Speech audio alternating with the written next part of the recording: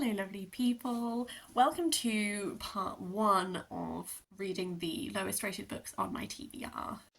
Dooby dooby dooby dooby dooby dooby dooby dooby dooby doo. Dooby dooby dooby dooby dooby dooby dooby dooby Sophie vlogs. At some point, hopefully recently, I posted a video talking about the 10 lowest rated books on my TBR. I'm going to do 2 videos, each talking about 5 of the books. The first book I'm going to talk about for this video is the book that was actually the highest rated of my lowest rated books, if that makes sense. This is Rainbow Rainbow by Lydia Conklin. This had a 3.49 rating at the time that I looked at everyone's ratings, which means it only just came under my threshold. My threshold was like a 3.5 as being like the cap point by which I wouldn't include books that were higher than that. Rainbow Rainbow is a collection of short stories that are centred around queer experience. I had a mixed experience with this. I think on the whole, I did not really like this collection.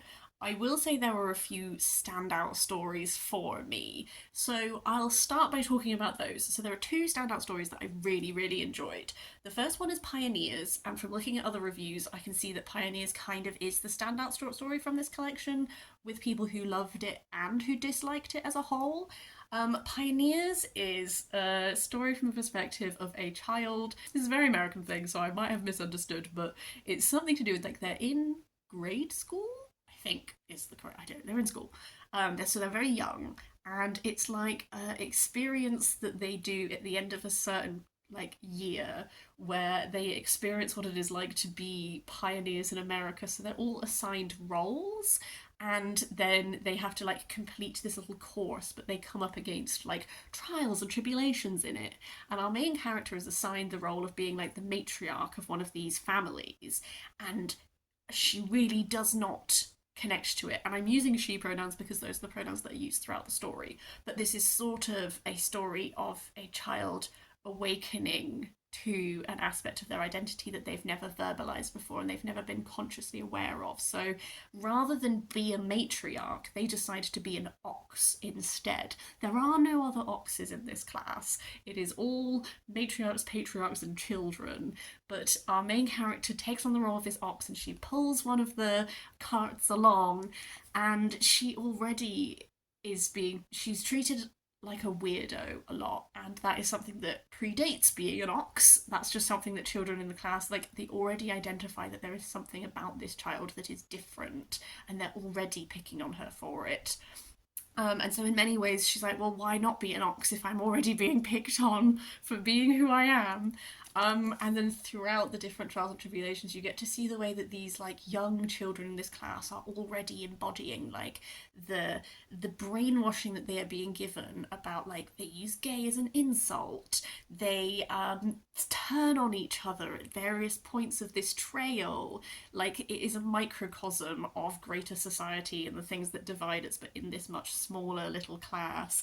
But what I really loved about it was just this snapshot of someone who is very much like on the cusp of understanding themselves deeper. Like, they are, this is deliberate, but like that child is the pioneer of their own identity and they're beginning to see a possibility that they can be something other than what they are. And I just loved that like capturing of a moment.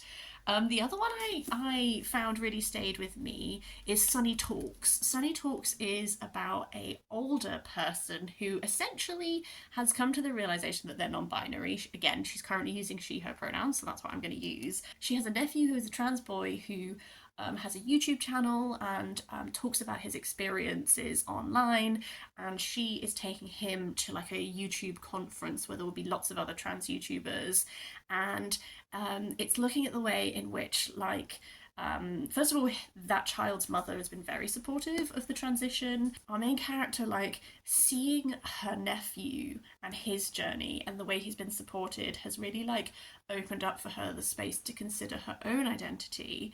But there's almost like a clash between her nephew, who has experienced transition in one way, and then her experience being, I'm gonna use the wording less straightforward. That it's not wholly what I mean, but what I mean is like slightly more nebulous in that she's not entirely sure what her identity is. She just knows that it's neither male nor female, and she's really exploring what that means for her, and she hasn't properly explored it yet because she doesn't have people in her life that she can explore it with.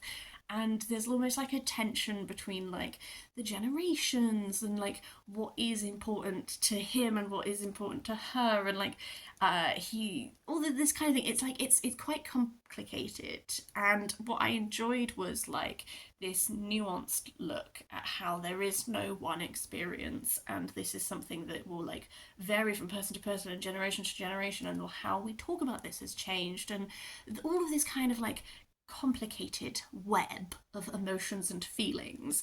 I just really enjoyed sitting with that. One thing that I will compliment this collection on is that I do think that it does a really good job of like sitting in undefined in between areas and that kind of thing. These stories explore a variety of different identities, and I feel like the voice in every story was very distinct. So I did like that. I think where this like fell down for me personally is that this is a collection that is very much designed to make you feel uncomfortable. Like, you're not supposed to feel comfortable when you're reading this. It's tackling a lot of heavy topics. I give massive trigger warnings for paedophilia, sexual assault, stuff of that nature. There are reviews on Goodreads that do list all the trigger warnings, and I would recommend investigating them. So this is a collection that is very much just dipping into big topics, and I have to say, for a lot of the short stories, I didn't really feel like there was like a payoff to it. A lot of them were just like, you've captured a moment that's very uncomfortable, and I don't really like it. But like, at no, you know, like these two I've just talked about, I was like, oh, this complexity, this web, like I get it. Maybe that's what I've just not seen in the other stories in this collection, because people do love this. This has some very, it tends to be either like 4 or 5 star reviews, 1 or 2 star reviews. There's very little in between like stuff. A lot of this is either you really love it or you really don't like it. And I just found a lot of them, I've just finished the short story and I was like, okay. I don't know. Maybe that's me. I don't like. I do appreciate that this is trying to do like something that is exploring in betweens and that kind of stuff. It's just so many of them. I was like, great. Now I just feel really gross about that paedophilia bit. You know, I don't know. Maybe it's one that the more I think about it, the more I'll like work those thoughts out and like get it. Um, but this is, suffice to say, like part of why I'm doing this is like this lens of like, can I understand why this is lower rated? And absolutely, this is a divisive short story collection. I will say it falls into the trap which I talked about in the TBR video that I posted, where I was like, I also think that often with short story collections there are like 1 or 2 short stories that really stand out to you, and then everything else ends up being fairly like middle of the road. And definitely like those 2 short stories really stayed with me. A couple of the other short stories have stayed with me because they were so deeply uncomfortable and unpleasant. But a lot of them, I read this very recently, a lot of them I'm already like, what happened in that short story? You know? So I do think that this one for me just like doesn't hit right for me. So I gave this, I think I gave it a 2.25 on Storygraph, but very much I do understand how this is divisive, but the people who love this. If this sounds like something you're interested in, I would still recommend you give it a go, because there is that potential for you to just absolutely love what it is doing, and there are a great swathe of people who do. Unfortunately, I'm not one of them, and I hoped to be one of them. But yeah, I don't know. Still mulling that one. Where I went next is I picked up Treasure Island by Sara Levine, because I realised that both this and Treasure Island were both recommendations that I got from Angela Bauer's Instagram account, which I will link down below. I really like her Instagram content. She did book looks for both of these, and that's why they're on my radar. So I thought that would be like an interesting place to go next. Treasure Island had a 3.33 rating, so this was number 7, as in 1 being the lowest, 10 being the highest. So this was like number 7, so you know, we're still in the like higher rated category. Treasure Island is a very short book, 179 pages, I can tell you.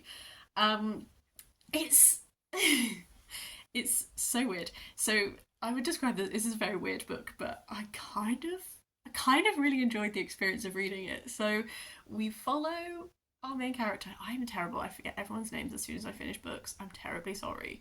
Our main character is like essentially very bored with her life. She works in a pet library where you can go out and lease a pet for a period of time, which is just like a wild concept. And she reads Treasure Island and she distills it into four principles: boldness, independence, something, and horn blowing. And I just remember number four is horn blowing. And she uses these principles to guide her life. She makes life decisions based on this. What this actually is it starts off quite funny. And you're like, oh, like these principles to lead your life by. And then quite quickly it like descends and you realize that actually you are watching someone completely spiral and make terrible life decisions and descend into a darkness of their own making. And so there are lots of moments in this that the way that they are written is very comical, that makes you chuckle and that kind of thing. But really, like, we are descending into something that is much darker and sadder as a story. And I actually really enjoyed that journey. I think it helped that I read this in a day. I think this was a book that was a great one to just like absolutely dive into. I found that the writing was quite punchy. I found that the voice of this main character was very distinct. She is very much an unlikable narrator. She makes deeply questionable decisions pretty much from the start. She is incredibly self-absorbed.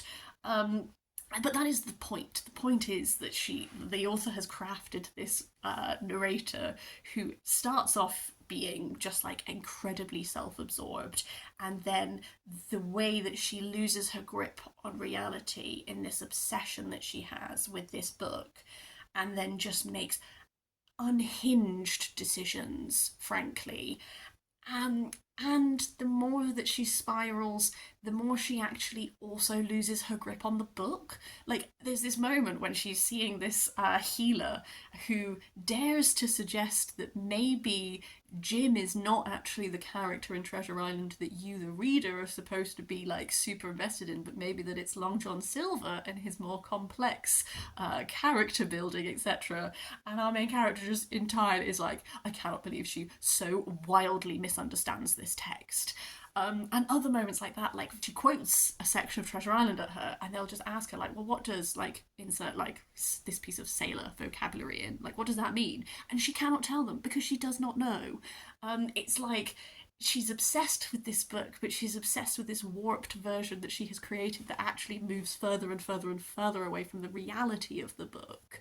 And all of this kind of thing, like, I found it to be a wild ride, and I have to say I actually really enjoyed this. I think I gave it like a 3.5 rating because I felt like it did such a good job of capturing that tone and capturing that journey. One thing that I saw a lot of reviews saying is that there is a moment in this that is I will just describe it as a moment of animal cruelty. And lots of people I saw in their reviews like could not read beyond that point, marked it down for that moment, and I get it because it's purposefully a very difficult moment to read, and it shows her absolute detachment from reality. I think it's slightly weird to mark a book down for an action like because it just included the action, because I think it's extremely clear from the text that it is not condoning this action, and actually this is like an action that is then a catalyst for other people in the narrative finally addressing the fact that this character is deeply spiraling. I mean, you know, we each have our own personal preferences. I've just told you about how deeply uncomfortable I felt reading this at times. So, like, you know, I'm not criticising other people's reading of the book. What I'm saying is that for me, that's not something that made me mark this book down, because for me, it was something that was, like, rightfully so a horrendous act, and is actually very much cementing in how deeply this person has transgressed and has gone down this path that is, like, initially, I guess you could call it small things and small things, although some of those things are quite large things. And then that's the moment at which you're like, wow, you really are not working in the same like reality as the rest of us currently are. So yeah, I have to say, I'm glad I read this one actually. I think it's one that will stay with me. Why it is lower rated is definitely like this tone and this character. Like, she is deeply unlikable, and I can fully see how that won't work for you. I've been thinking as I have been reading this one about How to Kill Your Family by Bella Mackie, which is something that I think is they're very different books. They're very different age range and genre. It's just when I read that, the tone of that unlikable narrator really did not work for me. And I think part of the reason it didn't work for me is because I think at the edges she was trying to have it both ways. The author, where like you both like and don't like her, and I just found her insufferable.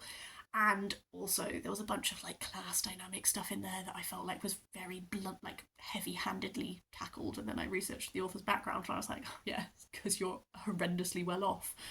That's why you're not nailing this tone of like class dynamics. That's my personal preference.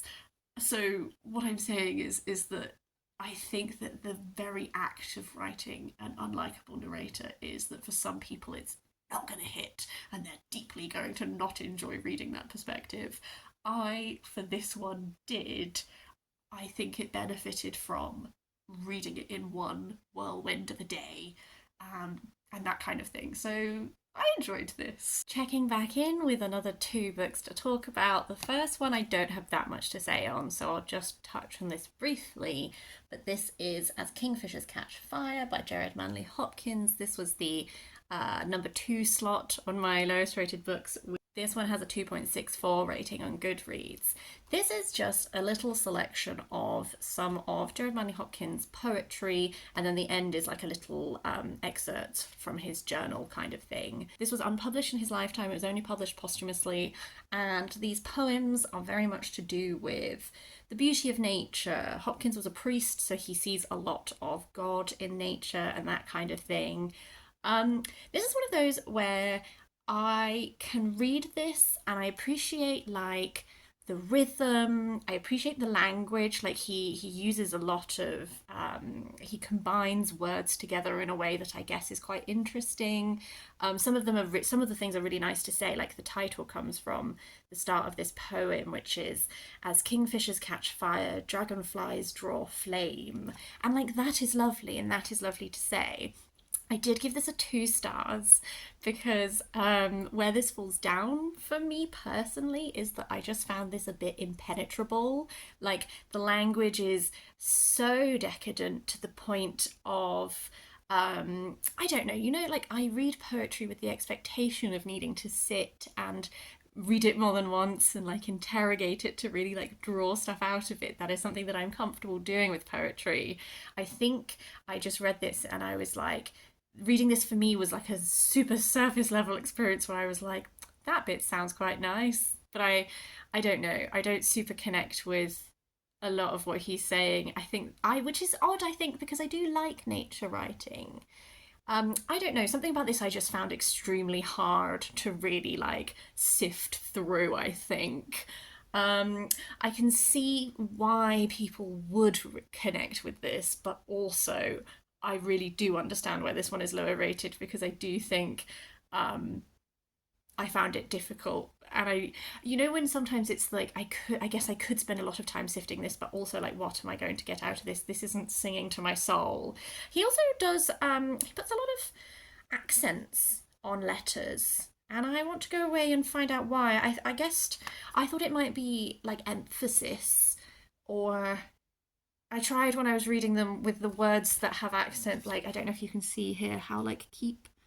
I tried to emphasize the letter that had the accent, but then it made me feel like I was saying things too strangely. I don't know. It didn't add anything for me. So this is one that I maybe I should stop buying little classics. Maybe that's what I take from this. I don't know. The other book that I read was The Red Scholar's Wake by Aliette de Bodard. This was, I'm forgetting the exact ranking, about a 7, I think, 7 or 8. So it was on the higher rated end when Goodreads is 3.23. I have read from de Bodard's universe before. So this would be the fourth Aliette de Bodard that I have read and the fourth one from that world, but it is the first one that is not a novella. And I have to say, what I spoke about in my TBR video for this, where I was saying, I think I said something along the lines of, things that are less noticeable when you're reading a shorter novella might be more noticeable when this is like a 300 plus page book. And I did have that experience. This was my least favourite Aliette de Bodard that I have read. This is a universe in which Vietnam won the space race. So we are set in space and it's a sci-fi universe. We have things like sentient spaceships and all of that, but it's very influenced by Vietnamese culture, Vietnamese history, all of that kind of thing. And one thing I will say is that I was automatically better set up to get on with this than a lot of people would have been, because this really blew up. The selling point of like sapphic space pirates really went out there. So for a lot of people, I think this was their first Aliette de Bodard. And I will acknowledge that she doesn't explain stuff like the sentient spaceships and all of this as a concept, because this is a larger sci-fi world that already exists. So I have that background knowledge because I have read some of the books that explain some of these world building details in slightly more depth. So I can see that that might be something which a reader coming to this book without prior knowledge might find slightly challenging. Also, I think I'm the type of person where I don't really need to understand how the sentient spaceships work. I was just like, this is not my first sentient spaceship human romance. I'm here for it. The Red Scholar's Wake follows our sort of, we have two main characters and it's very much like a romance between them. The one who is not a pirate already is at the very start of this, the ship that she was on, she's a scavenger. The ship that she was on has been boarded by these pirates. All of the rest of her crew have been killed. She has seen one of her friends die in front of her eyes. She's imprisoned and she thinks that she's about to be forced into being a bondsperson. Instead, our other main character, Ricefish, who is a sentient spaceship, but they have bodies that are formed of like droids and stuff. So there's a physical presence, is what I'm saying. And Ricefish proposes a marriage of convenience to her because Ricefish was previously married to the Red Scholar, who has just that week died. And Ricefish suspects other people within this pirate alliance to have engineered her now deceased wife's death. So she proposes a marriage of convenience because she has noticed that this person is very good with technology, and that's sort of the trade, is that she can guarantee her safety by having her as her wife, and then in return this person investigates what truly happened. I would like to, from a start point, acknowledge some of the gigantic glaring flaws to do with this, then leading into a romance. And it's all to do with pacing for me. This does not spend enough time allowing a relationship to bond and to form over time. We just straight away go into it. The book opens with, we're in the prison, we're having this conversation. Oh, okay, marriage of convenience is happening now. And I swear to God, within hours, they're like, one of them is like, they have like a kiss to seal the marriage pact, and then like it's been hours since they met and they're like thinking about each other. Ooh, Ricefish's wife has only just died like a week ago. Why on earth would it be more helpful to you to marry a stranger to investigate something for you, despite the fact that your wife, who was hugely popular, has only been dead a week? You're literally still conducting her wake. How on earth would that go down well with your crew and son? Like, what? That's so strange to me. The fact that someone who is influential enough to be like head of a faction of this pirate alliance needs to marry a randomer rather than have anyone in their life that they can trust to investigate this for them. So bizarre to me. And this romance just, it's so insta-love. Like, literally, they've like, at the point at which one of them was like dancing around, like in her brain, dancing around with like the word love, like to describe the attraction that she feels with this person, it had been literally like 2 days. And I know that I am often a person who comes away from books with heavy romance focus saying like, I didn't really care about the romance, it was fine, blah blah blah. Like, this one was actively ridiculous to me with how quickly we progressed in this like speed of relationship. And if that, like, so much of the plot of this is so simple, like this is such a straightforward plot, the people who are codified to you as bad guys are the bad guys. There is not enough plot depth here that would mean that having an insta love to this level would not be noticeable and distracting, and then that makes it really hard to root for. Like, when we're introduced to our main character and she's literally terrified because she has seen a really close friend be cut down by these people, and then like hours later she's like, ooh, but I hope we can kiss again soon. It's so strange to me. It's so strange to me. As I said, the plot is fairly straightforward. There weren't like twists and turns about who the bad guys are. Like, no, we know who the bad guys are. We're just kind of trying to evidence to other people that the things that we think are true. And I will say I also found like the conclusion of this to be quite anticlimactic. I have talked about some complaints. Let's take some time to talk about things that I did like about this.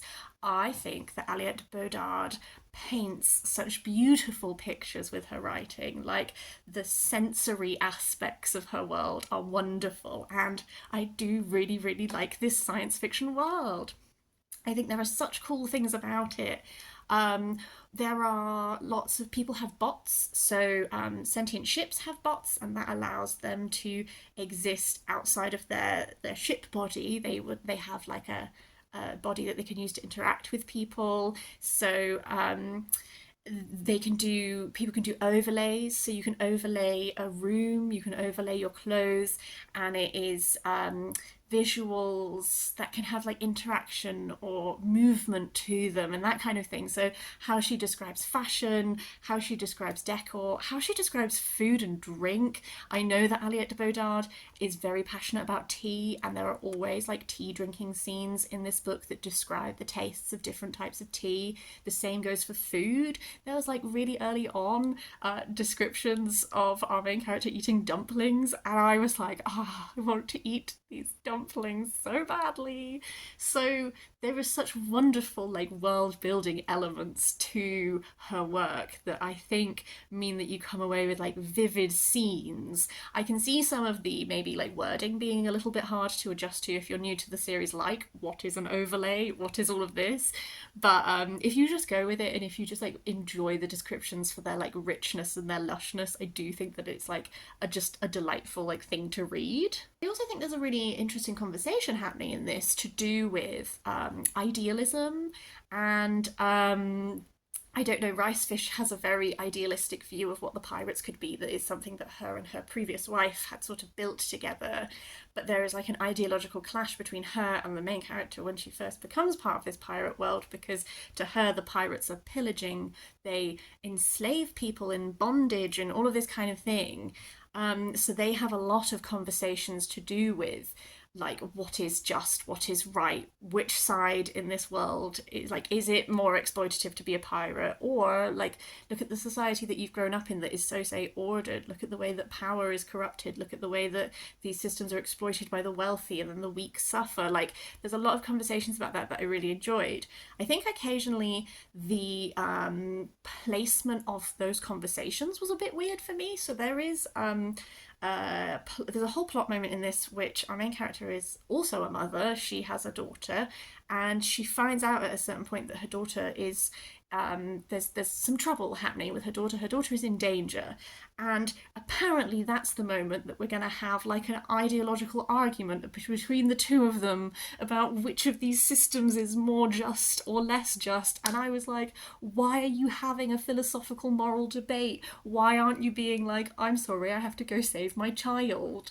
So again, some of this like placement I found a bit strange and jarring. Said child also read a lot older based on the way that she interacts, almost as like, not like a marriage counsellor, but she's like very self-aware. I don't know, it was a bit strange. Final thing I will just mention as well is that there is some stuff to do with the presentation of aromanticism in this that a number of reviews that I have read on Goodreads talk about, and I think that it's a really fair thing to call out. Some of the stuff that from the aromantic character kind of is like the basis for Ricefish's like trauma, and it's a bit like, I'm going to link to some Goodreads reviews down below that's going to talk about it in more detail, because I'm stumbling about how to talk about it without spoiling the book, and I'm struggling to figure out how I can give that the depth that it needs while also not spoiling it for anyone who does want to read this book. So I think I will link some reviews down below, so if you want to do more reading on this you can, but I will say that at best there are some not great implications from the way that that is handled.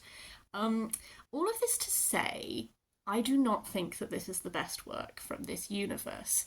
However, if you read this and you liked the world building, if you liked this cool universe with sentient spaceships and normalized sapphic relationships and all of that stuff, I would really recommend you read the rest of this series. Like, the novellas are great. The novellas, like, I would say probably also maybe don't have that level of like character depth and all that kind of stuff, but because it's novella, it really did not stand out to me as highly as it did with this. My favourite novella is The Citadel of Weeping Pearls. It is quite a complex story for a novella. She's doing a lot of stuff. It's got like time travel involved and all this kind of stuff. But for me, it was the one that hooked me on this universe because it gets to really explore some really complex like moral questions and this kind of thing. Like, it's trying to do a lot in a very short book, but I loved the experience of it. I know that other people's favourites like way in has been like The Tea Master and the Detective, which is kind of drawing on Sherlock Holmes and reworking it. So there's a lot of really cool ideas in this world, and I will definitely still continue to read this. I definitely will continue to read the novellas first, I think, and then maybe I'll try and branch out into one of de Bodard's other series that's actually full-length novels.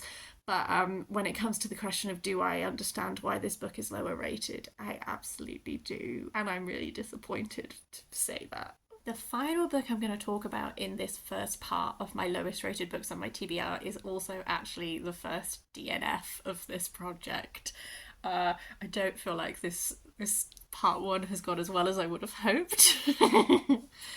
So this is The Mysteries of Udolpho by Anne Radcliffe.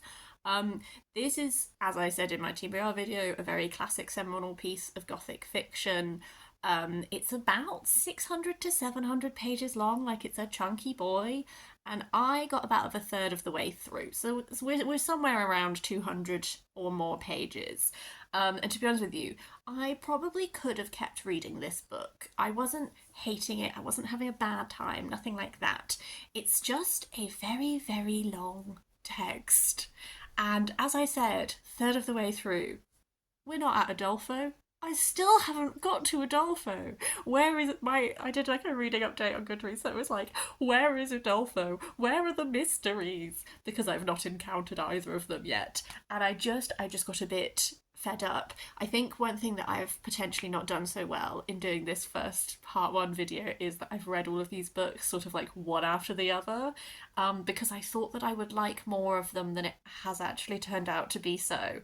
And potentially, if I had staggered them more, I might have stuck with The Mysteries of Udolpho for longer, but I have found that doing all of these in one go has actually put me into a bit of a reading slump, and I don't want that. So I took a view and I have DNF'd this. Things that I liked about The Mysteries of Udolpho is the writing style is very classic Gothic in that there is such a focus on the natural world and natural beauty of landscape and everything, and that was really, really lovely. The main character and her father very much like appreciate the natural world in opposition to sort of like man-made delights, if you will. And there's lots of like high emotion and things evoke feelings in them and all of that, and I do like that sort of like overblown aspect to Gothic fiction. I think where it gets a bit grating on me is that like the main character in this, I'm so sorry I've forgotten everyone's names already, our main character is like just constantly bursting into floods of tears and fainting. And it's funny because this has reminded me that this is one of the main novels that Jane Austen satirises in Northanger Abbey. And this has made me want to reread Northanger Abbey because I was enjoying, I think it's Catherine, I was enjoying Catherine's like high state of emotion for like a while at the beginning because I was like, oh, it's classic Gothic.